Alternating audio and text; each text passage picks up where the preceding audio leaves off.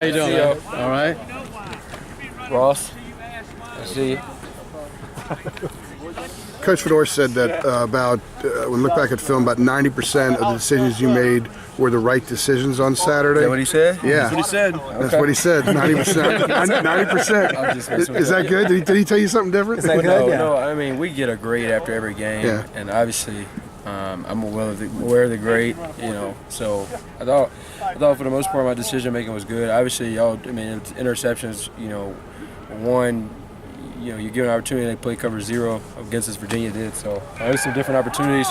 One where you're kind of getting drilled when you're kind of throwing it, so you can't really control that because that's part of the game. But for the most part, I thought I played well. But the 3 interceptions is what everybody's going to see. If you didn't watch the game and you don't really know football, you'll think that, the guy just threw in 3 interceptions to the team for no reason. So on one of the picks, you were getting hit when you threw?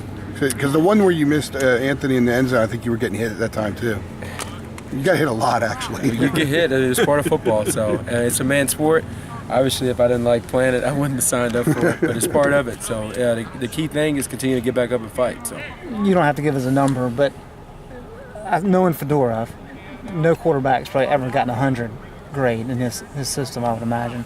What's a good range? Did they give you a good range to shoot for? For a starting quarterback or any quarterback that starts a game, a 90 percentile is meaning you're playing at a winning formula. Okay. So obviously in games, regardless, I don't care who you talk to, you're gonna make a mistake. Right. But I would assume grading out in the 90s is pretty good. You played damn good. So What has anyone told you about the Bud Foster Virginia Tech defense? Well, Michael Vick is one of my really close friends who's a mentor to me, so I've heard about Bud Foster a lot. And then I know Tyrod Taylor a little bit, so I've heard about Bud Foster a lot. I don't know him personally. I know he's been there for a long time. I know he was part of their old staff that the guy retired and the guy from Memphis kept him. So I'm familiar with I never met him, don't know much about him, but I know he's a big-time coach. So what's the connection with Vic?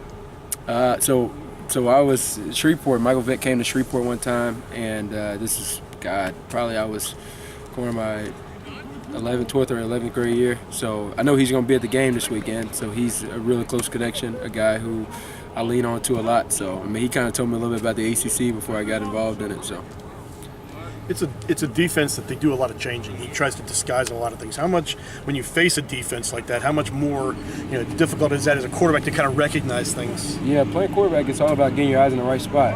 Because a lot of people, nowadays, you got different offenses for different situations. So a lot of people try to confuse quarterbacks. So the key thing is getting your eyes in the right spot. But